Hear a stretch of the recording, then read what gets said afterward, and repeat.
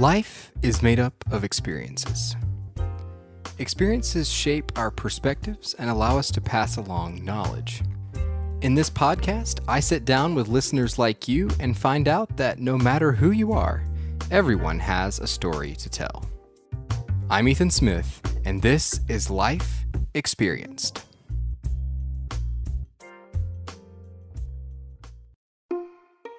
Education has the power to impact everyone. Here in the United States, children progress through primary and secondary education, hopefully gaining the skills they need to become productive adults by the time they graduate high school. Then, even more education opportunities open up.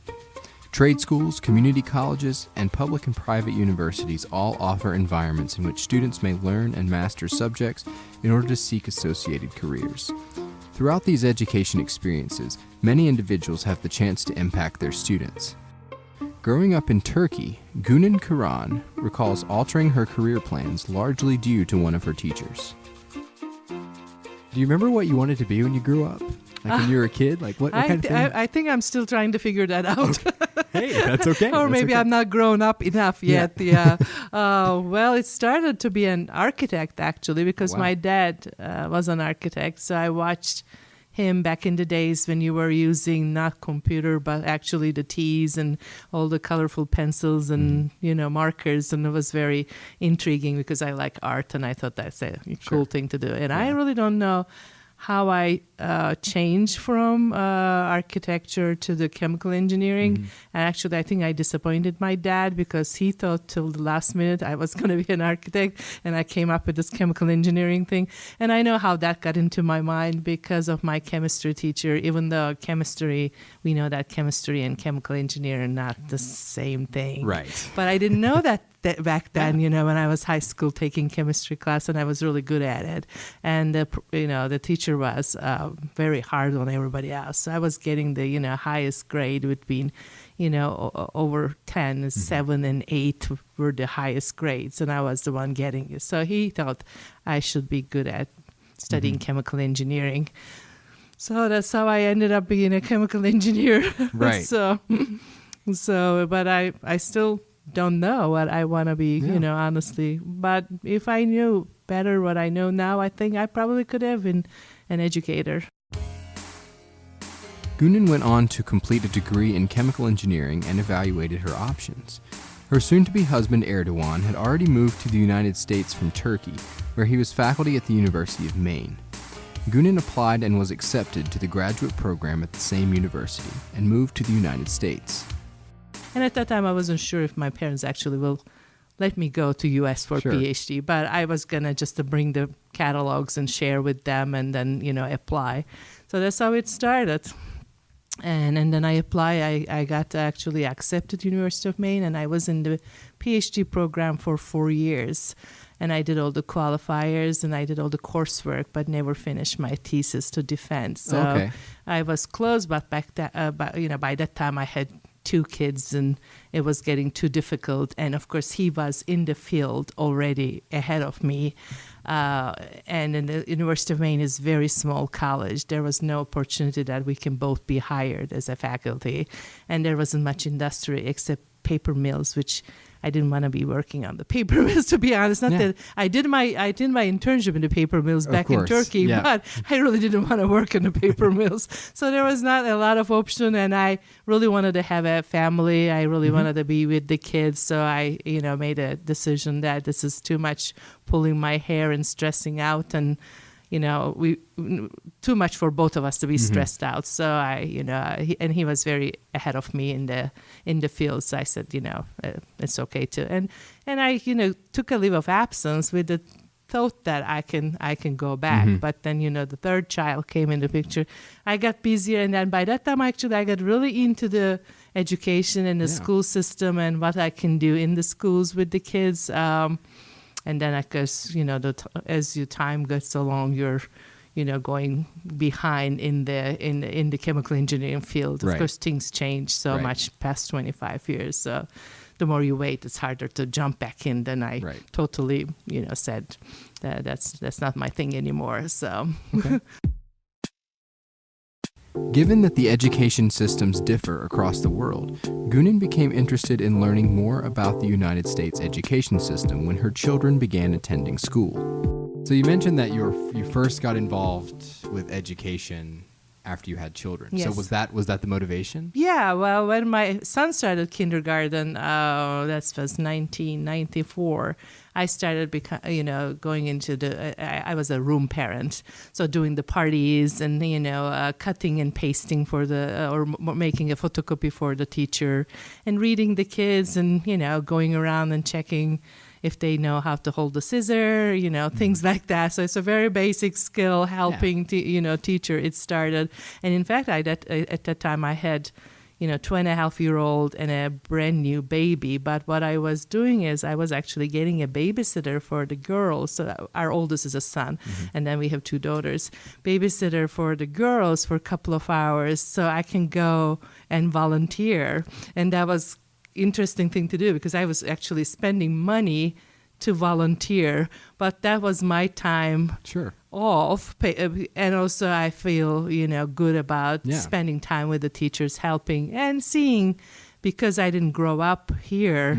I wasn't really, I didn't know how the education system works here. So that was my opportunity to learn. So I actually learned a lot as the kids going from elementary to middle and high and the college, so it was fun to just go after them and, watch what's going on, learn a lot of U.S. history in the process and all the other things, Gunin and her family would eventually move to Blacksburg, Virginia, where the school system was larger than in their community in Maine.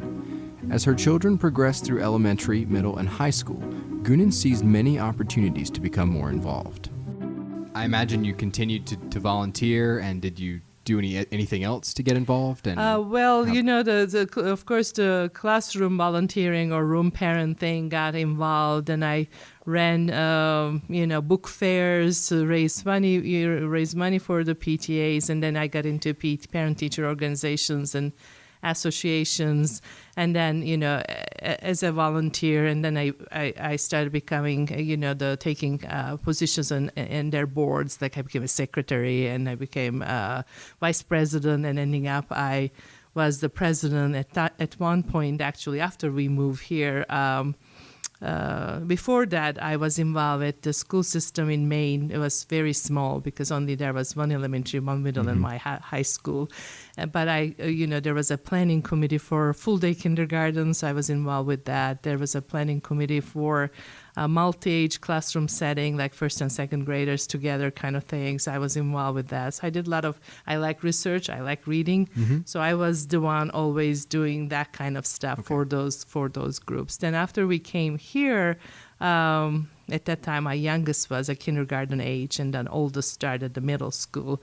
So I became involved, of course, the middle school PTAs, and then it became high school PTAs. But there was one and a half year, I was a president of all 3 PTAs. That was an interesting year. Oh, wow. So that was a little too much on the extreme, but that was, that was, and then of course I was, as a parent rep for principal hirings, and then all my kids did band, so I was actually band chaperone, marching band chaperone, organizing the uniforms and all that aspect. While the education system in the United States has many flaws, it is ultimately designed to benefit those who progress through it and graduate. Throughout her involvement, Gunin recognized many ways that the school system served the students and parents, and so she took a step to become even more involved with the local education system.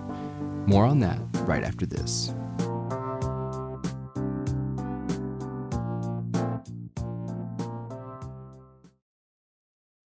Hey, Life Experience listeners, there's a great new way to listen to our show, and it pays. It's a new app called Podcoin, which you can download in the App Store or on Google Play. Simply subscribe and listen to your favorite shows like this one, and you'll start earning right away. There are rewards like Amazon or Starbucks gift cards, but you can also donate your earnings to charity. I use Podcoin to listen to all of my podcasts now, and it's been great. You can join me on Podcoin today. Just open the App Store or Google Play, download the Podcoin app, and use the invite code LIFEEXP when you sign up to get 300 free Podcoin to get you started. Give Podcoin a try today to start earning for the shows you already listen to. And don't forget to use invite code LIFEEXP when you sign up for a great bonus today. Welcome back. While there are some programs with federal oversight, the education system in the United States is largely controlled by state and local governments. State legislatures are the primary sources of funding and education standards, but other decisions are left to individual districts. Thus, the burden to maintain and support a robust education system often falls on locally elected officials. Just a few years ago, Gunan found herself seeking one of these positions. That's when I decided to run the person. Of course, we have 7 board members, 7 districts. A friend of mine, Phyllis Alberton, was before me, and she said she's not going to run again. So that's 2013. So she took me out for lunch and twisted my arm that I can do. So that's how I got into the running for the school board. Yeah. What was that process like? Do you remember it being particularly challenging? You just have to collect 125, I believe. I should know that. I did it twice. Approximately 200 signatures from your district. Okay. So it has to be all District A. They don't have to vote for you, but you have to just knock the doors and say, can you support me so I can be on the ballot? So you have to collect all those signatures, and just from so they all have to be the residents of the District A. So that was the challenge, So I did, luckily I had a lot of supporting friends that they thought, even though they weren't residing in my district, but they were willing to go collect signatures for me. Yeah. So with that, the first round around was a little intimidating, just learning the system. I remember spending time with the registrar's office to, find out what I need to do or what I shouldn't do. There are a lot of forms in terms of, economic interest and this and that, whether you are campaigning, whether you are collecting money. See, I never wanted to collect money, so I never took any money from anybody. But of course, I was lucky nobody challenged me. Oh, okay. In both times, I didn't have a challenger. Okay. So if you have a challenger, I guess you have to play differently, obviously. Yeah. But I never see, and I still don't see, and people, makes fun of me about that, because I think this is not a political spot. I still believe we have to be bipartisan, even though obviously everybody has their political affiliation one way or the other. But I never saw this as a big running campaign and, going after the party people, get some money and have be sponsored and things like this. I never see the whole thing that way. Even people said, oh, you're getting into the political arena. And I was like, no. I'm just going to be in a school board. Right. Well, of course, you learn there is politics in everything in the grand scheme of things. But I was lucky enough that I don't have to fight against anybody. So, but of course, I was very excited, and I saw that everybody has to have yard signs and stickers and pamphlets. So I spent my, out of pocket, my own money and got those things. So it was first excitement. So I have some, and in fact, my youngest daughter is an artist, and she designed my first yard sign and my little pamphlets. That's great. So I reused them the next time around. So. In our interview, Gunan said she didn't have any large goals she wanted to accomplish when she originally ran for the school board. Hers was not a campaign for major change.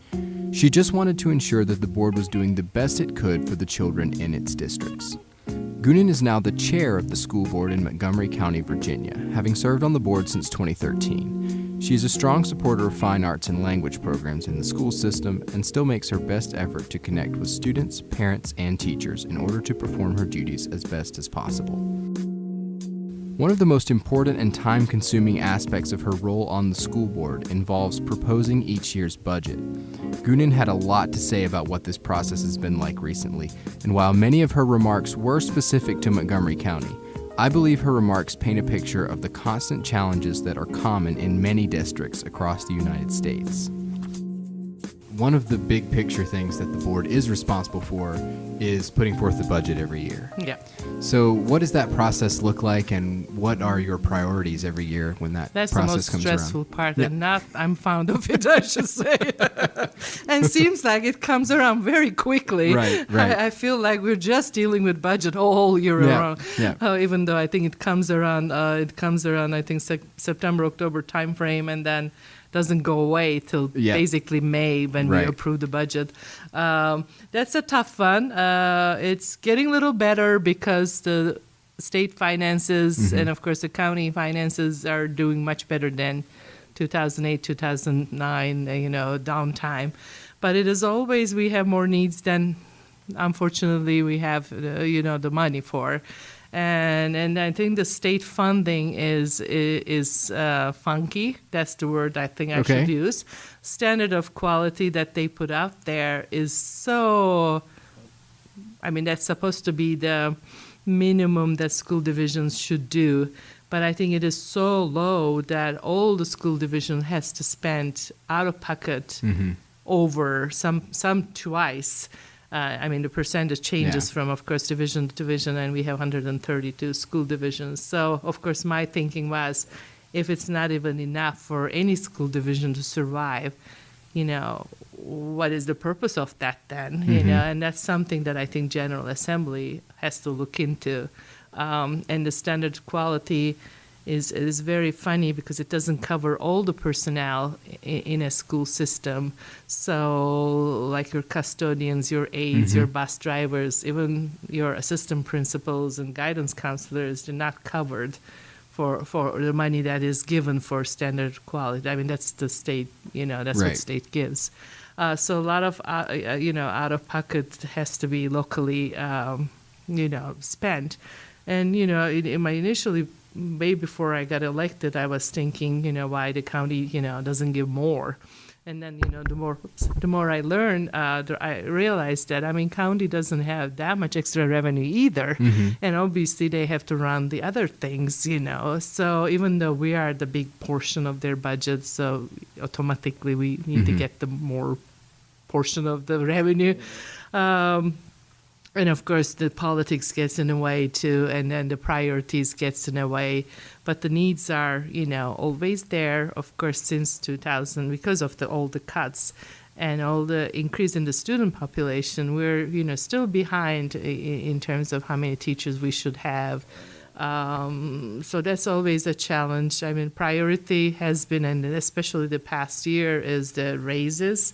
And also fixing the scale so we can be compatible with the other surrounding districts, which was, again, an eye-opener because Montgomery County is, pretty well-to-do county in state standards with this local composite index, that funny formula that they have. Our ability to pay is pretty high, and I think we are in the 49 out of 132. So it's, the county is supposed to be able to pay. But then looking at the revenue base and say, like, it's not much money, even if they give everything, it's still not gonna, be enough for our needs. And the needs this year was, and then I realized that, we find out that we are the lowest paid all surrounding counties, which, is surprising, because of the two colleges surrounding us, Radford and Virginia Tech, and, relatively well-off county compared to most Southwest Virginia counties. And still we are not, paying our teachers high enough. And, of course, with the teacher shortage, it becomes even more important to hire and not to lose those individuals. So this year definitely was the priority, be able to give the raise and also boost the beginner's salary scale. And also to putting teachers back. And then in this budget we have 19, and last budget I think we had 14. I think we're still behind, but it's much better than how it was, when I got on the board. So the, priorities, of course, the, health insurance goes up, and we try to keep up with that, so not the, we had situations in the past that we gave a little bit raise, but then all that little bit raise went to the health insurance because we had to, that should increase too. So ending up, teachers didn't really get any money extra. Right. So try to get. I think this year health insurance not gonna have any effect on anybody, so that's a good thing. But then of course you have to buy buses, you have to maintain the buildings, and buses are 90K a piece. So and we have 100 bus fleet, so it's a lot of buses. Right. And you have to maintain it a certain number every year, so you don't have to buy 20 of them at once or lose 20 of them at once. Right. Either way is Right. bad. So that's a challenge. Of course, maintenance is a challenge. And of course, Christiansburg area buildings and building capacity is a challenge. And the other communities had new schools built since 2000, except the Christiansburg community. And I think the county has, or the school system has a priority, in terms of which school has to come next. But of course, in 2010, when the Blacksburg roof collapsed, that kind of changed things. Right. There was not any option, unfortunately. Of course, county's debt capacity gets in the picture since they borrow a lot in 2010. So, but we really realized that with the last conversation jointly with them that there is a plan actually every year that they can borrow a little bit at a time. So hopefully we'll get those projects, going on. That's exciting. Then moving forward, because we've been talking about what we're supposed to do in that area since I think 2015. So that's like 4 years that nothing happened, and a lot Right. of talks happened. Small things happened like the Falling Branch expansion, but not major things. And it's expensive. Elementary school, new elementary school, 40 million. Right. New high school, 100 million. It's not a small amount. So hopefully we're working together. That's the other thing that I'm trying hard.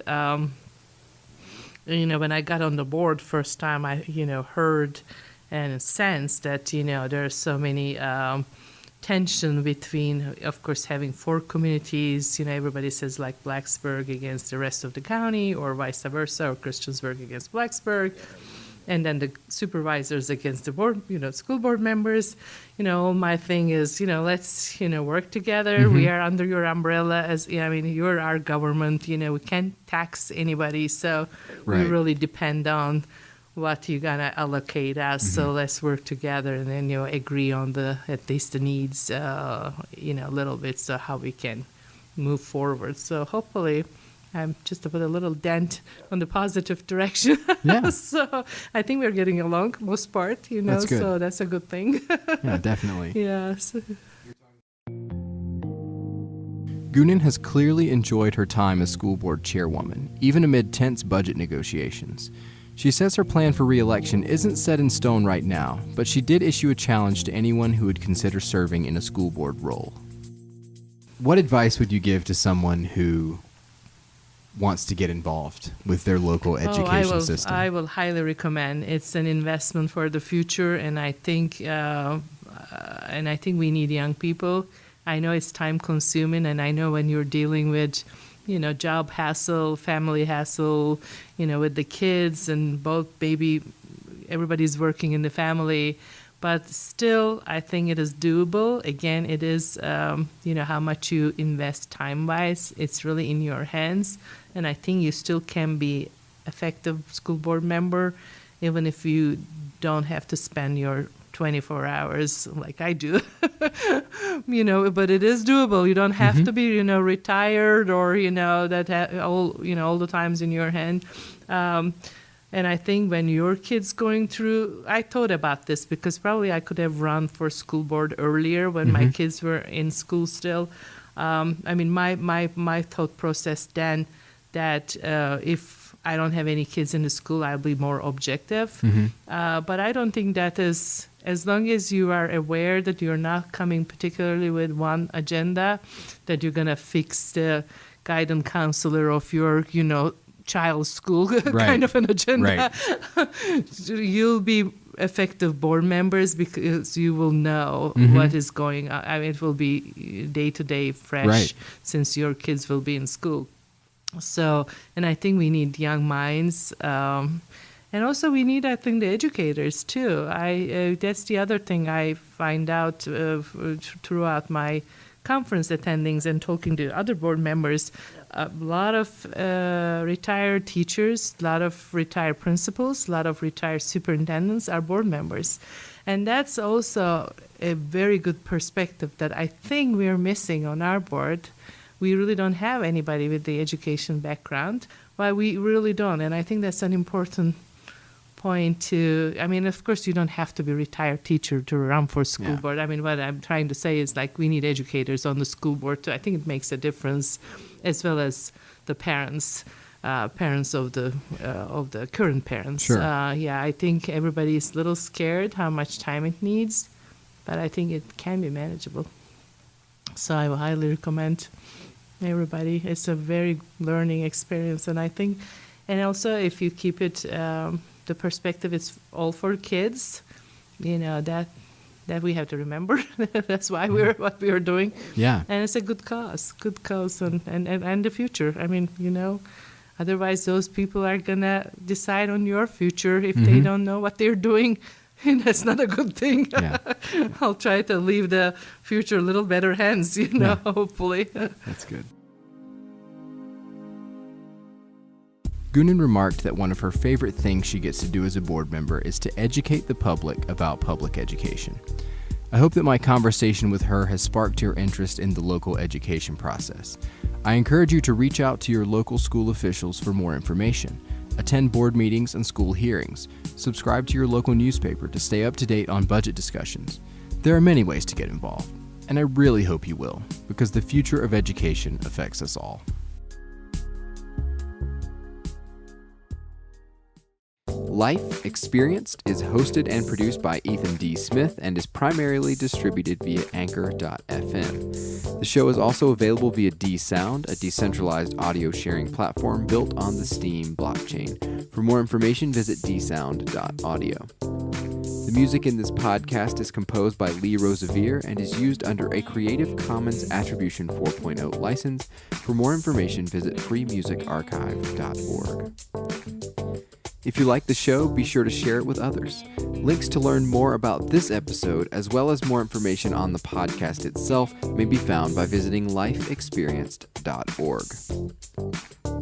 And for those of you still listening, my wife is an elementary school teacher, so when she found out I was doing this interview, she had a question she wanted me to ask.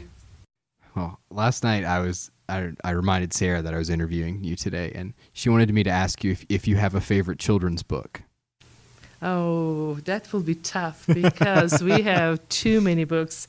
After we moved to the area, the Blacksburg in 2000, I think for the following 3-4 years, every weekend we were in Lowe's buying bookcases. Oh, wow. So we have a lot of bookcases.